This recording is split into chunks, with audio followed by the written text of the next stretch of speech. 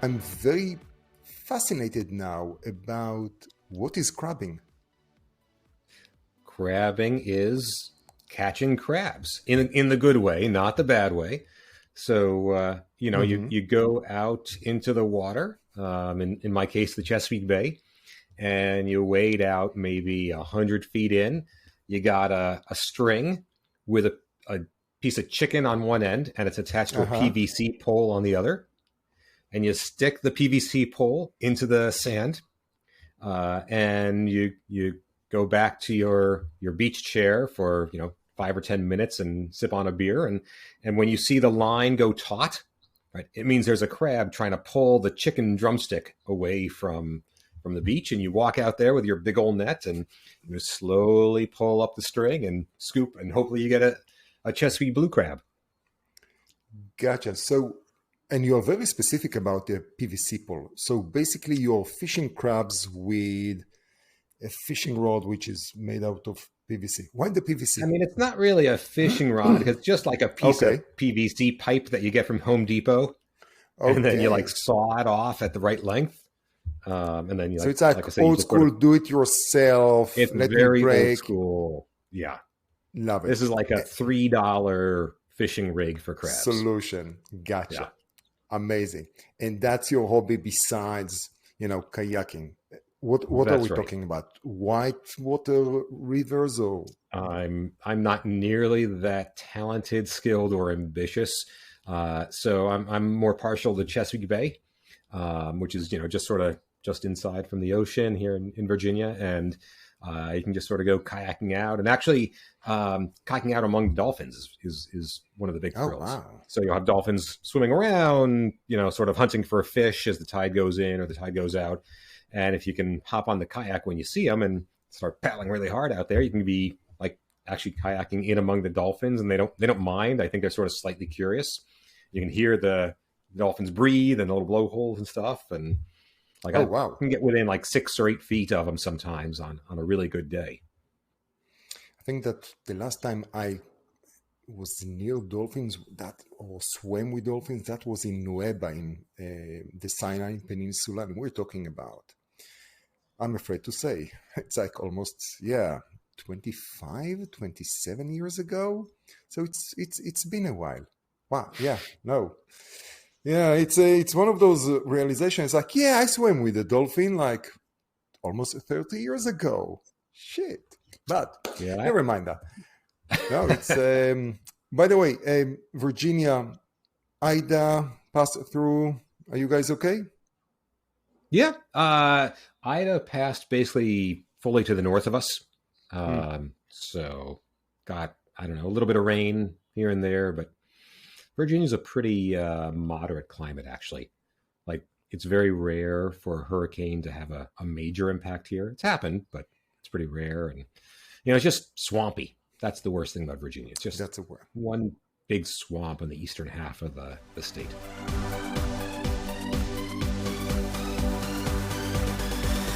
I'll just jump into the introduction. Do I really need to introduce you? I think that everyone knows who you are. It's like you and Jay Weintraub are like the most famous people, and especially for you today, I have a hat. So I'm not so arrogant to believe that I don't need an introduction, but would you like me to introduce myself? No. Today I have Caribou. Wow, that will be such a long list of things that you've done. So more famous for Third Act Ventures, but Third Act is just your life or the third act of your life. Very familiar for QED Capital, and the latest, which please pronounce the name of the new venture correctly, because I keep failing at that. SemperVirens, which is roughly translates to Latin to always growing or always green, something like that. It's a little bit of an odd name for a VC fund, but it's what we got, so we run with it. But the idea behind it is very cool. Yeah, so this actually it came about for me from one of the other conferences that I helped to launch, HR Transform, really focused on future of work, the impact of technology on the workplace. And a couple guys that I met through that were launching a new boutique VC fund, SemperVirens, really kind of an ecosystem fund where they were bringing in a bunch of current and former senior HR executives and benefits brokers, actually an accelerator focused on future work. And so I got to talking with them, and they brought me on as first a special advisor, and then a member of their investment committee, and then more recently, early last year, became a general partner in the fund as well. So I couldn't quite escape the gravitational pull of venture. Yeah. How is that different from QED? Because that has also its gravitas. Yeah. So QED, it's so funny looking back on it. We started that back in 2008, really focused on any company, any startup that uses data intensively in its business strategy. Over time, we evolved to really be very focused on fintech. Did some InsureTech within QED, no surprise, and actually QED's since then actually made really amazing efforts in Latin America too. I mean, with a little bit broader mandate than just fintech down there. But there's a lot of similarities, a lot actually that drew me to SemperVirens because of the similarities in the approach and the theory of how they were going to be doing things to what we did at QED in the early days. And it's just sort of different sector, but same sort of key DNA.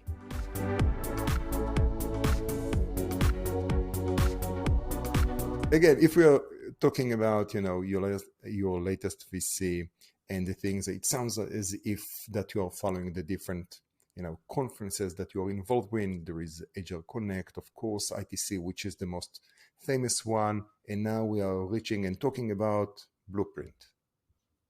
That's right. So, it's sort of fintech adjacent, and, try to stick to things that I kind of know a thing or two about, maybe.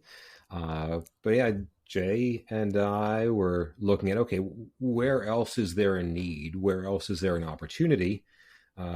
In some ways to replicate what we like to think makes ITC pretty good, where there's a need for the entrepreneurs and the investors and the innovation executives from within the industry to all convene, exchange ideas, and with the right mindset too, right? I think that's maybe the hallmark, if I can call it that, of what we've done on these events. Is it's not just who's there, it's sort of how they're there. It's the mindset that they bring for those couple days, right? And I think, look, there's plenty of fine insurance conferences and events out there, but I like to think that InsureTech Connect is where people go with the most sort of open-minded perspective, the most like, okay, my other 362 days of the year, I got to get certain things done and so on. But for these 3 days, I can explore and contemplate what's possible and talk to the people who are actually building what's possible, right? And think about it with a sort of openness. And I think there's a similar opportunity for the real estate tech, PropTech space. And I think that's what we're trying to tap into with Blueprint. So basically, replicating the success of ITC, and I really love the way that you describe it, how they are there, right? So taking that model and applying that in property technology, real estate technology. By the way, how do we pronounce? Is that real tech, PropTech? Is there already like sort of an... in the VC space, there's definitely this PropTech thing. Okay. But, contrary to how I and my fellow VCs like to think about the world, not everything actually revolves around venture capital. No. And so I know it's hard to imagine. How could that possibly be? I don't know. But I think that in the real estate industry, right, they talk about it as real estate, not prop. So I think that in practice, for the people who are already in the industry and innovating, right, they think about real estate tech and how can technology impact the real estate industry, and that spans everything from the financing of it to construction to new sort of economic models around it, and how how do you need to accommodate EV chargers into a multifamily property. I mean, it's just it's very wide and encompassing because real estate is very wide and encompassing of our, experiences. And so I think that, in a sense, real estate tech is a little bit broader mandate, a little bit broader perspective than the classic VC term PropTech.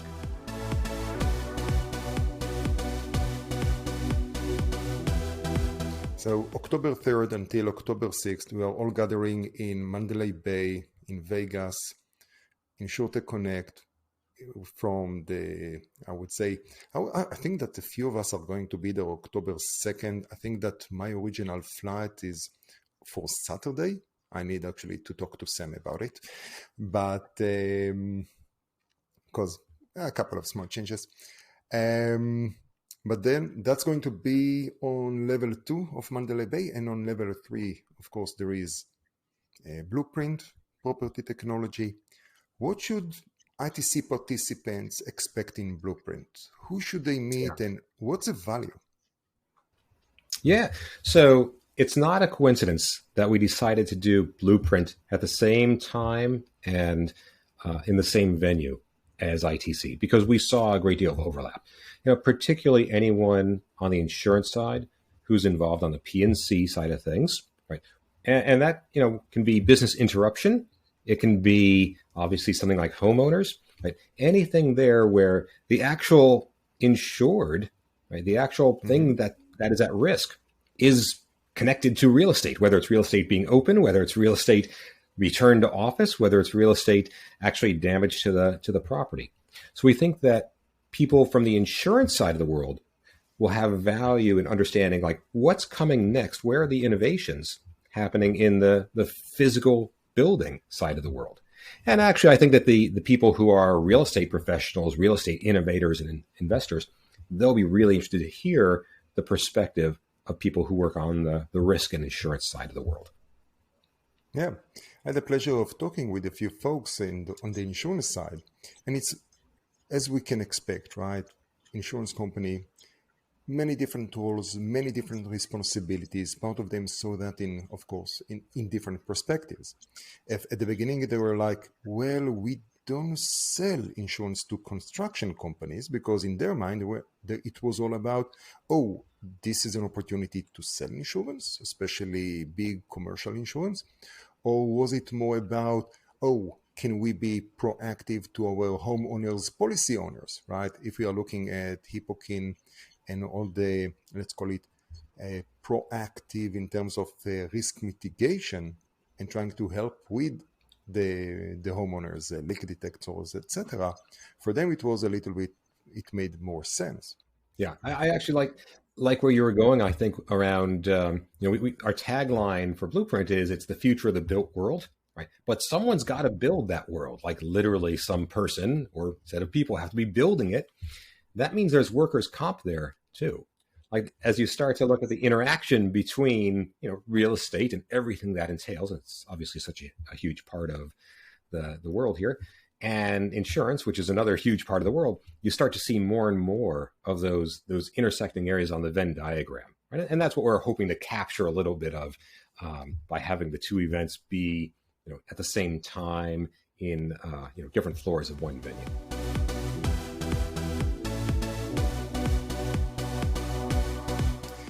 One of the other interesting things that mainly startups immediately got at is distribution channels. You can have unique distribution channels within Blueprint, and especially the SaaS companies that are responsible for the discovery of the real estate, or the payments, the billings. There are all kinds of, I would call it cross-pollination that there are. Yeah. Well, no doubt, embedded strategies, right, are one of the hot, buzzwords and arenas in InsureTech, right? And that's following hot on the heels of, embedded finance being one of the hot strategies over in FinTech. And all of these providers of different types of financial solutions, financial services, are very, very keen to knock on the door of the real estate intermediaries, right? And figure out, okay, how can we use real estate as a distribution channel, right? How could we use a mortgage servicer as a distribution channel? How could we use a landlord, right, as a distribution channel, right?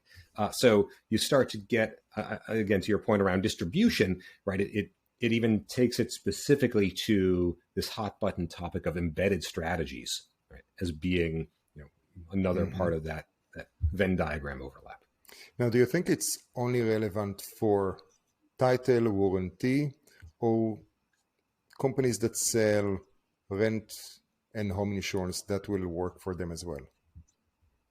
Well, in terms of embedded strategies, I think that, look, there's some interesting stuff going on actually on the multifamily rental side of things.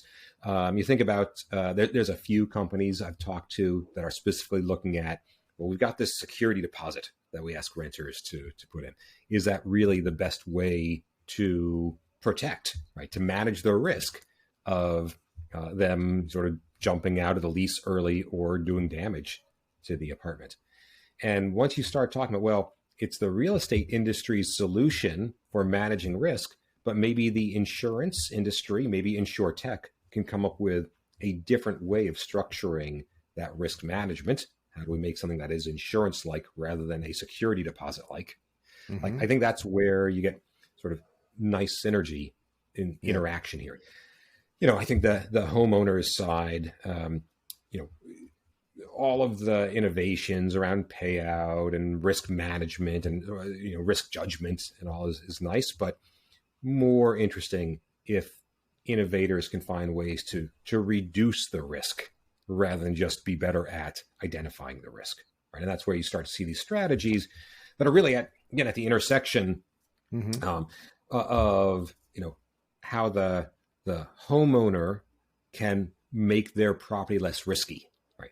Whether it's some Internet of Things kind of solutions, whether it's closing the feedback loop around, I think about the various solutions out there that are trying to identify and quantify heightened wildfire risk, right? Of course, there's always been flood risk, right? Improvements. How do we sort of identify those from a real estate perspective and cycle those back into the insurance side, and then in turn use that to create economics that incent the homeowner, right, to reduce the risk? And how do we as either insurance professionals or how do we as real estate professionals, right, get products in the hands of that homeowner so that they can be easily reducing the risk? And, and everyone can win from that. Yeah, you touched so many different things that I hope that my memory can actually service me in order to go one by one on those different bullets. So from the payments, you touched about something that Jetty and Trustler provided, from how you transfer the money, how do you guarantee that the security and the fraud about transferring the money. We've seen especially, and that's a great point, because what you're leading to is a conversation about data. So we have one of the episodes based on the queue is with BetterView, their geospatial services. That's a type of data that both industries can benefit from. Yeah, most of my career has been in the business of moving around bits, not atoms, right? So banking services are bits, insurance is bits, even in sort of most of future work stuff, not all of it, but most of it is moving around bits. But real estate tech has the added element of, you're moving around both bits and atoms, right, in that industry. You're actually constructing things, right? That's the atoms. If anything, maybe some of the most exciting aspect is, well, now the real estate industry is getting more and more digital. It's getting more and more of a hybrid industry around moving both bits and atoms, right? And not just the atoms anymore. I think that's exciting.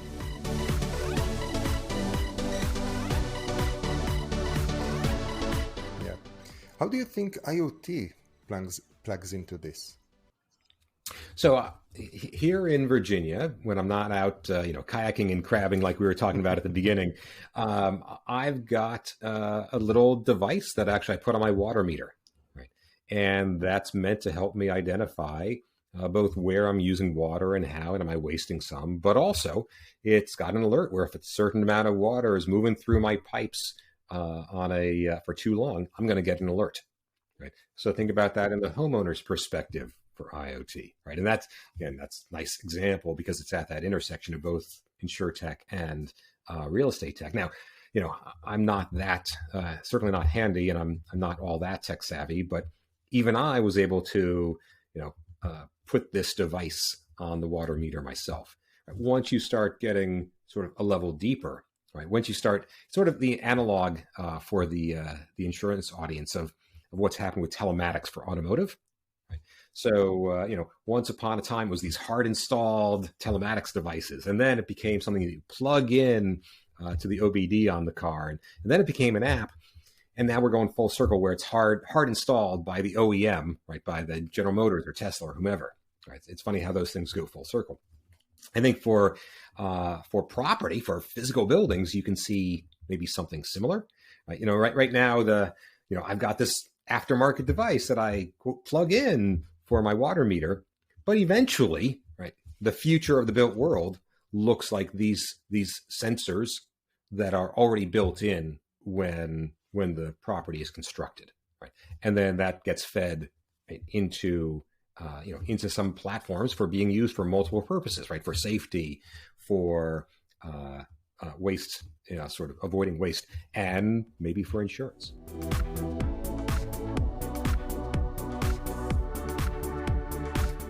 I'm really looking forward actually to seeing as a guy who's going to be wandering around both events at the same time. Well, maybe not exactly the same time. I'll probably alternate from one to the other. There's only one of me, I'm afraid. But I'm actually really looking forward to seeing how the VCs are different, right, between the two sectors. There's I'm sure there'll be some who are looking at both sectors in common. But one of the things I want to try to observe and take away is, okay, what's the language? What's the mindset of the real estate tech investors? And what's the mindset and the language of the InsureTech investors? What's the same, but where are they also different? Kind of curious to see that.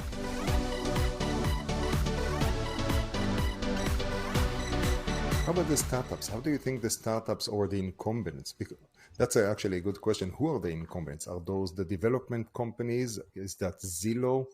Who do we define as an incumbent in the PropTech? Yeah, there's so many. Yeah, look, you've got you've got the incumbents, right, who are the construction companies. You've got incumbents who are brokers, right? The role of brokers, particularly in commercial, right, matters a great deal.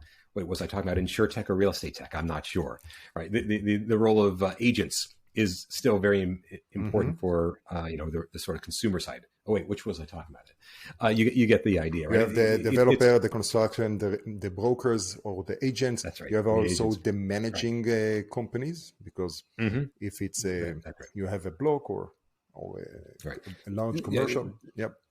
Yes. So my point is that you've actually got incumbents of really on every part of the value chain, right? And you do have the ones like the Zillows of the world, right, who are maybe sort of like InsureTech 1.0 analog, right?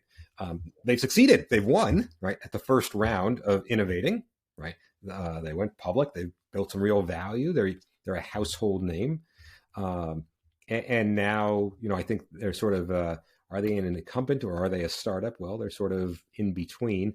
One of the questions is, okay, but what real matters is, but how are they innovating next? That's the interesting question, right? How does a Zillow light up an iBuyer, right?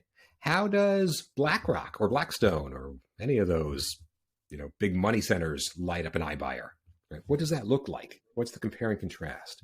So I think there's all sorts of like big company disruptors, right? As well as big company incumbents, right? But what I've actually found super interesting as I've gotten deeper and deeper is just how the incumbents are not sleepy, how the incumbents do have innovation arms. This is not InsureTech circa 2015, to be honest. In 2015, InsureTech was just beginning to be a thing. If you Googled InsureTech and if you look at Google Trends for the term InsureTech in 2015, 2016, it's like almost nothing. I think real estate tech, PropTech, like it's already a thing. And what I think what I don't believe has existed yet is this opportunity for the different types of innovators and the different types of investors actually come together, back to where we started with the right mindset around openness to new ideas and innovation. I would say that an interesting anecdote, or I don't know if it's even an anecdote, that actually life insurance, they are interested in property because their investments are in property and they have that exposure. And if new technology can provide them better understanding about their risk in their big pot of gold of what's going on in real estate, that's a bonus. So that was a certain feedback, which it was funny because the people who are responsible for the pot of gold, or basically chief investment officer, they don't usually come to ITC. So it will be interesting to see if we're starting to pull in or to ITC that type of roles and responsibilities. But that's like a right. Of course, real estate is such the massive asset class, right? And so as you say, the life insurance companies, first among all, really need to find ways to deploy those premiums until they have to pay out.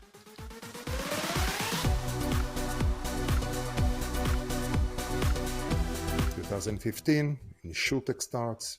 2016, the first ITC. Of course, it's one of my favorite stories to tell. I was starting to focus my attention on the InsureTech category from an investment perspective within QED. And, I like to say it smelled like something really interesting was about to happen in the sector. I was looking for a good industry conference to go to, assuming that there was already a really good one or two out there. And I just couldn't find anything that fit what I needed. So I had the harebrained idea, since I needed to exist, maybe I should just try to create it. And very fortunate for me, a guy that I was working with on the team previously had spent some time with Jay Weintraub, who of course knows how to actually create a conference, right? Not silly me, who has no idea. Yeah, at least. And so Jay and I got introduced, and it's actually great fun because he starts telling me, "Oh yeah, I want to start this InsureTech conference."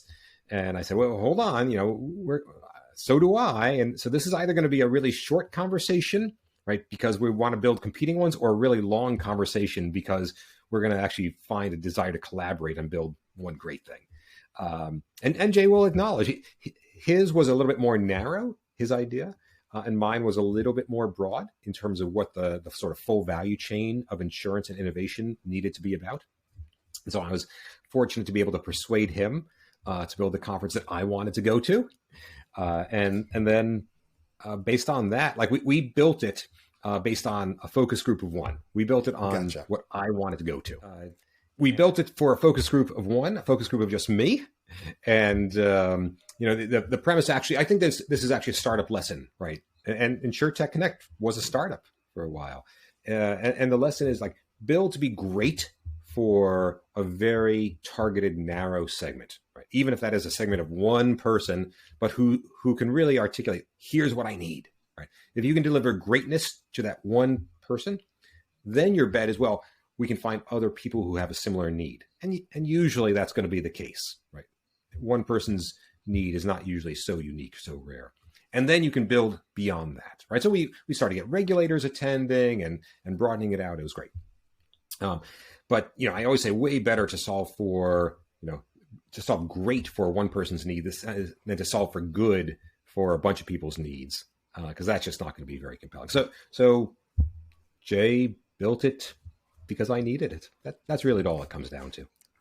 I love it. Such a great story, which I'm sure that you told like hundreds of times, but still, I needed to have it because your first time on the InsureTech talk. So I had to ask it. It really going to never gets old. Especially when it's a good story.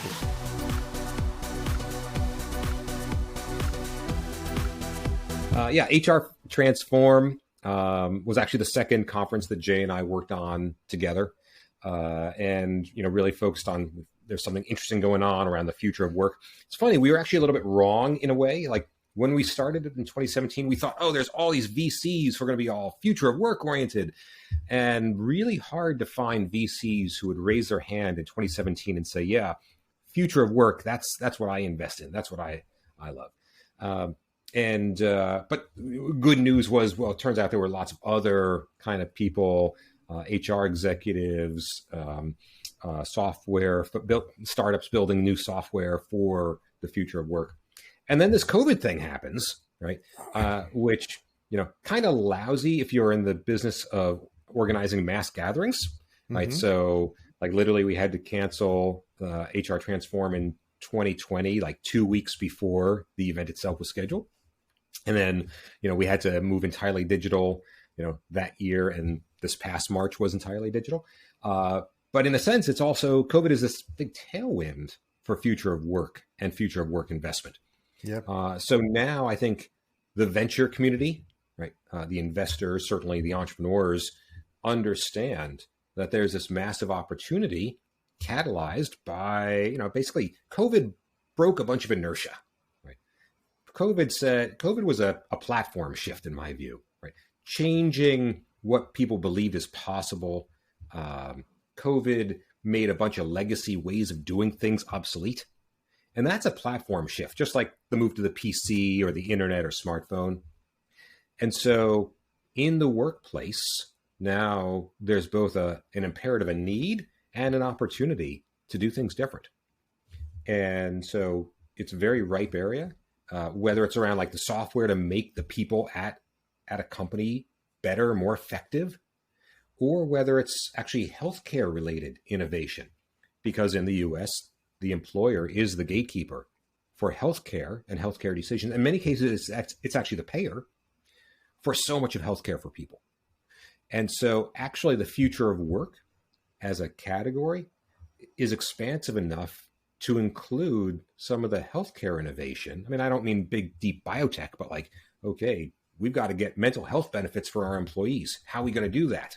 How are we going to do that if they can't go see people in person? What does that look like? Right? Those are future of work kind of problems that great entrepreneurs are solving. And, investors now are starting to really invest in.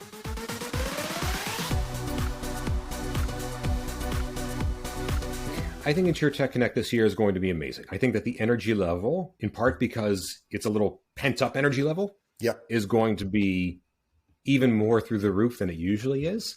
I like what someone once said. I went to a rock concert and it turned out an InsureTech conference broke out. Like, I get it. I love it. I was just 4 weeks in Israel meeting with the local InsureTech scene there. And they're all just like, yep, we are going to be in Vegas. We have the booster in. We are all ready. And everyone, including myself, I used that opportunity to get the booster in Israel just on the 5 months dot, as the Israeli, whatever their CDC or FDA authority recommends. And we are all ready. Yeah, look, I think that I like how you say it broadly, right? They're all ready. We're all ready, right? I'm actually my wife and one of my sons is joining me too. Like, we're ready. And I think that it comes back to the mindset for people too. Like, starts with, okay, we got to make this reasonably safe. Like, yes, there's risk everywhere in the world. Mm-hmm. I go to my grocery store, there's risk, right? What are we doing to make sure that ITC is a very low risk environment for people, right? I think we're doing that well. I certainly hope so. And then, once we've got that baseline, if we've made it as safe as can be for people and we make it prudent, okay, great. Now, how do we do everything we can for that social engineering where people can actually get business done? Like, mm-hmm. that's the goal. That's look, I think that my measure is I want people who attend at the end of 3 days being there, right? They feel like they still did not have enough time, despite spending 18 hours a day, for 3 full days, meeting with people, seeing the panels, listening to the keynotes, right? Having the serendipity of walking into someone and learning what they do and saying, oh, wow, that's really interesting. I actually was thinking about this myself. Like, those are the kinds of things. And I think that there will easily be enough people, right, and quality people wandering around that, the many thousands who will be there, they will not have enough time, right, to be there. because there's just so much to see and do. For me, it's going to be very interesting. If 2 years ago, I was there as a founder that walked 22 miles every day or 22,000 steps. Really depends. I don't really know. It's like the iPhone. I was a founder that his whole purpose was to create new relationships with insurance companies, partnerships with other producers, and of course to meet as many investors as possible. Before that, I was an incumbent. I was with Farmers Insurance, or I came as a community house, right, in InsureTech Los Angeles. This year, I'm as a consultant, external consultant to ITC. I'm going to put on my, not this hat or that hat, sort of the ITC hat and act as a host. I will follow your lead and Jay lead or whatever. So it's going to be a little bit different, right? And I'm just waiting for it so we can make sure that it's the best show that we can do under all the conditions. Now, I am really confident that people will be very satisfied and very exhausted by the end from ITC this year. Yes. And the point was, which of course I completely missed my own punchline, was that no matter how many miles as a founder or whatever that was, and how many meetings, 15 minutes, 15 minutes, that it's never enough. Because that's only the beginning of a conversation that you're going to follow up the following week or the following month. And of course, maybe I'll end things with yes. this anecdote for you, please, because at the first InsureTech Connect, right, October 2016, we didn't know how many people we would have. We were like, oh, if we have 600 people, that's good. 1,000 would be almost too many. We had 1,500. We were nervous about the fire marshal, but I still remember during one of the lunch hours taking 100 paces back, right, and just seeing 1,000 people talking to each other, who for the most part would not have been having those conversations but for this little event that Jay and I pulled together. And I tell you, I don't know that there's another thing that's more satisfying in my personal career than that moment.